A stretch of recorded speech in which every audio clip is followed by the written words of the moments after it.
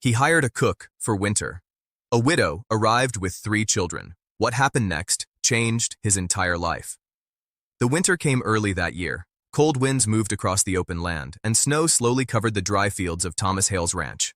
Everything looked quiet and still, but life there was not easy. Thomas had been working alone for many years, and this winter felt harder than the ones before. Each morning, he woke up before sunrise, fed the animals, fixed broken fences, and did every small job by himself. By the time night came, he was tired, cold, and hungry. Most days, he ate simple meals, just bread and beans. He did not complain, but deep inside, he knew something had to change. One evening, while sitting near the fire, Thomas finally made a decision. "I need help," he said quietly to himself. The next day, he rode into town and put up a small notice outside the general store. Cook needed for winter, food and stay included. He thought someone would come soon. Maybe an older woman or someone used to ranch life. Someone quiet, someone who could work and not ask many questions. Days passed. Then one afternoon, as the sky turned gray and snow began to fall again, Thomas heard the sound of wheels outside. He stepped out of the house and looked toward the gate. A small, old wagon was coming slowly up the path. The horse pulling it looked tired, and the wagon itself seemed worn from long travel. Thomas watched carefully. The wagon stopped, and a woman stepped down. She wore a simple dress and a thick shawl around her shoulders. Her face looked calm, but also tired. There was strength in the way she stood. Then Thomas noticed something else. 3 children climbed down from the wagon. A boy, around 10 years old. A girl, maybe 12. And a small little girl, no more than 6. They stayed close to the woman, holding onto her dress as if they were unsure of this new place. Thomas frowned slightly. This was not what he expected. He walked forward slowly. "I asked for a cook," he said, his voice serious but not rude. The woman looked straight at him. "You got one," she replied calmly. "My name is Eliza Carter." Thomas looked at the children again. "And them?" he asked. "They're my children," she said. "They go where I go." There was no fear in her voice, only quiet confidence. For a moment, Thomas did not know what to say. This ranch was not a place for children. Winters were cold, work was hard, and life was simple. He had only planned for one person, not 4. He thought about saying no. But just then, the smallest girl gave a soft cough. It was a weak sound, and she held her coat tightly around herself, trying to stay warm. Thomas looked at her, then he looked at the other 2 children. They were quiet, but their faces showed how tired they were. Finally, he stepped aside and opened the door. "Come in," he said. The woman gave a small nod. "Thank you," she replied. They moved inside quickly, leaving the cold wind behind. The house was not large, but it was strong. The fire inside gave warmth, and the light made the place feel safe. The children looked around quietly, their eyes filled with curiosity. Eliza helped them take off their coats and made sure they were comfortable. Thomas stood near the door, watching everything. "I don't have extra rooms," he said. "Only one small space near the kitchen." "That's enough," Eliza answered. "We don't need much." There was something about her words that made Thomas pause. She did not complain. She did not ask for more. That night, something unusual happened. Instead of Thomas cooking his usual simple meal, Eliza stepped into the kitchen. "May I?" she asked. Thomas nodded. He sat at the table, watching as she moved around the kitchen with quiet skill. She used the same simple ingredients, but somehow the food smelled different, better. Soon, a warm meal was placed in front of him. He took a bite. For a moment, he said nothing. Then he looked up, slightly surprised. "This is good," he said. Eliza gave a small, tired smile. "I'll do my best," she replied. The children ate quietly, but their faces slowly relaxed. The youngest girl smiled for the first time. The house felt different that night. Not louder, not busier, just warmer. As Thomas sat by the fire later, he looked around the room. For years, he had lived alone. He had grown used to silence. But now, with 4 new people in his home, something had changed. And even though he didn't fully understand it yet, he knew this winter would not be the same. The days after Eliza and her children arrived felt strange to Thomas. Not bad, just different. He was used to silence. For years, the ranch had been quiet except for the wind, the animals, and the sound of his own footsteps. But now, there were new sounds, soft voices, small laughter, and the gentle movement of people living together. At first, Thomas tried to ignore it. He woke up early, just like always, and went out to do his work. But when he came back inside, something had changed again. The kitchen was warm, the fire was already burning, and the smell of fresh bread filled the air. Eliza stood near the stove, working quietly. The children sat at the table, eating and talking in low voices. "Morning," Eliza said. Thomas nodded. He sat down, and without a word, a plate was placed in front of him. He took a bite. Again, the food was simple, but it was warm, fresh, and carefully made. It made a long day feel easier before it had even begun. "Thank you," he said after a moment. Eliza gave a small nod. "You're welcome." The children looked at him for a second, then quickly looked back at their food. They were still shy around him. Over the next few days, things slowly began to settle. The oldest girl, Clara, helped her mother in the kitchen. She worked quietly and carefully, always making sure everything was clean and in place. The boy, Samuel, was different. He was curious. He followed Thomas around whenever he could, watching everything he did.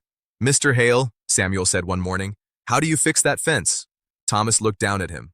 "You ever worked with tools before?" he asked. Samuel shook his head. Thomas thought for a moment, then handed him a small hammer. "Hold it like this," he said. Samuel tried. At first, he missed the nail completely. Then he hit it too hard, then too soft. But he didn't give up. Thomas watched him quietly. Something about the boy reminded him of himself, many years ago. "Not bad," Thomas said after a while. Samuel smiled, a wide, proud smile. From that day on, Samuel stayed close to Thomas whenever he could. The youngest, Lily, stayed near the house. She liked to sit by the fire or watch her mother cook. Sometimes she would quietly hum a little tune. One evening, Thomas came inside after a long day and saw something he had never seen before in his house. Lily was asleep in a chair near the fire, a blanket wrapped around her. Clara was reading softly to her, even though Lily had already fallen asleep. Eliza sat nearby, sewing an old shirt.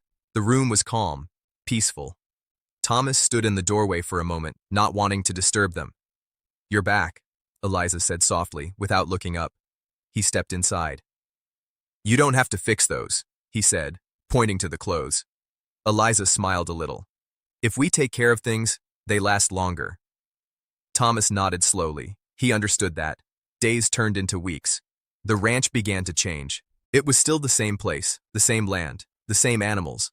But it didn't feel empty anymore. There was always something happening. Clara singing quietly while she worked. Samuel asking questions about everything. Lily laughing at small things like snow falling from the roof. And Eliza, she kept everything together. She never complained. She worked hard every day, making sure the house stayed warm and the children were safe. One afternoon, a strong snowstorm came suddenly. The wind howled loudly, and the sky turned dark. Thomas rushed back from the fields, worried about the house. When he opened the door, he stopped. Everything was already taken care of. The fire was strong. The windows were closed tight. The children sat together calmly while Eliza spoke to them in a soft voice. "It will pass," she said gently. "Storms always do." The children listened quietly. Thomas stood there, surprised.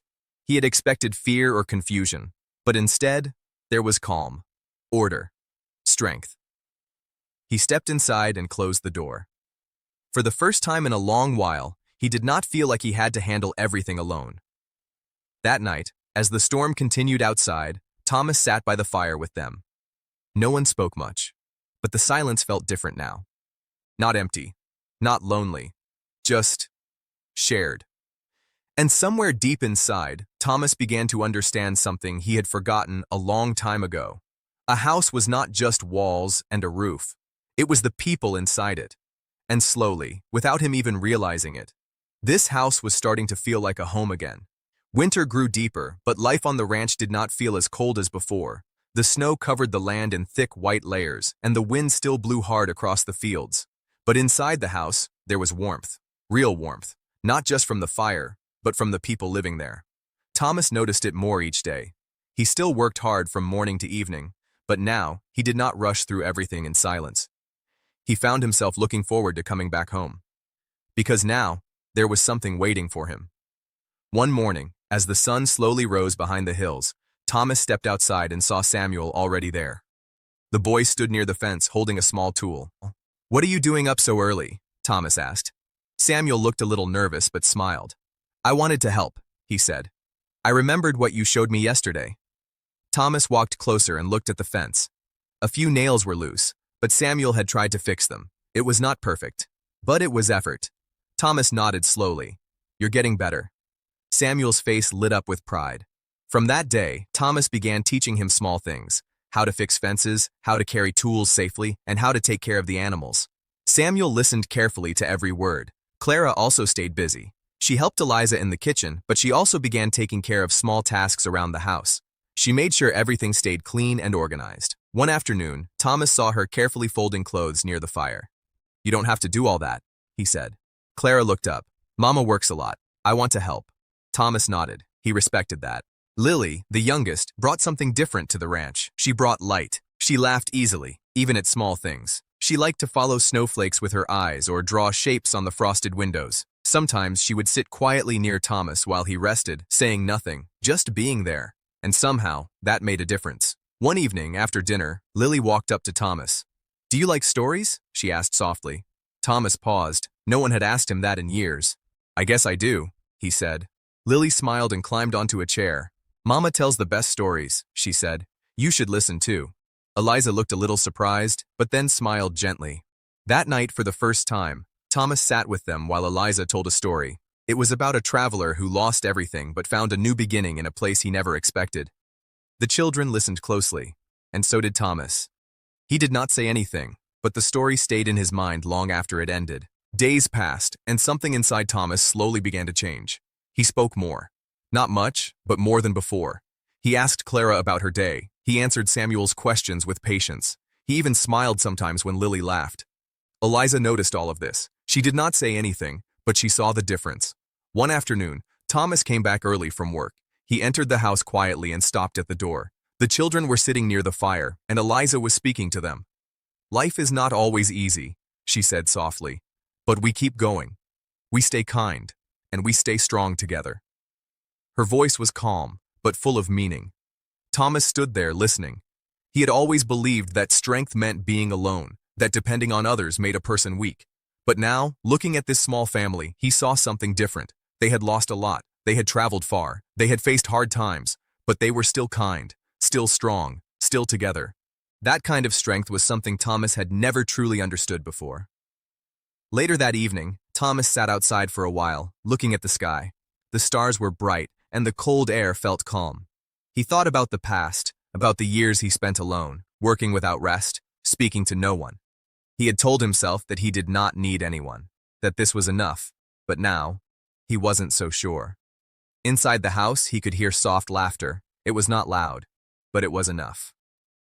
Thomas stood up slowly and walked back inside. As he closed the door behind him, he realized something important. Life on the ranch had changed, and so had he. Not in a big, sudden way, but in small, quiet ways that mattered more than anything else. And for the first time in many years, Thomas Hale did not feel alone. Winter was slowly coming to an end. The snow began to melt, and small patches of green land started to appear again. The cold winds grew softer, and the days became a little longer. On the ranch, everything felt different, not just because the season was changing, but because the people had changed too. Thomas stood outside one morning, looking across the fields. The work ahead was still hard, just like always. Fences needed repair, animals needed care, and the land needed attention. But something inside him felt lighter. Behind him, he heard the door open. Samuel ran out first, full of energy. "Mr. Hale, the ice is melting near the river." Thomas smiled slightly. "Be careful near the water," he said. "I will," Samuel replied, already running back toward the house to tell his sisters. Thomas shook his head gently, but there was a quiet warmth in his expression. A few moments later, Eliza stepped outside. She stood beside him, looking at the land. "Winter is ending," she said softly. Thomas nodded. "Yes." There was a small silence between them. Both of them knew what that meant. Eliza and her children had come only for winter. That was the agreement. When the season ended, they would leave and continue their journey. Thomas looked toward the house. Clara was helping Lily put on her shoes. Samuel was talking quickly, trying to explain something important. The house was full of life. And soon, it might be quiet again. "You'll be leaving?" Thomas said. It was not a question. Eliza took a slow breath. Yes, that was the plan. Thomas did not respond right away. For a long time, he had lived alone. He had told himself that was enough. But now, the thought of the ranch becoming empty again did not feel right. That evening, they all sat together for dinner. The meal was simple, but the room felt full. full of small conversations, soft laughter, and shared moments. Thomas looked around the table. Clara was speaking about spring. Samuel was excited about working more outside. Lily was smiling quietly, listening to everyone, and Eliza. She sat calmly, watching her children with care and quiet pride. After dinner, the children went to rest. Thomas stayed behind. "Eliza," he said. She looked up. He paused for a moment, choosing his words carefully. "You don't have to go," he said. Eliza seemed surprised. "What do you mean?" "I mean, you can stay," Thomas continued. "All of you." She did not speak right away.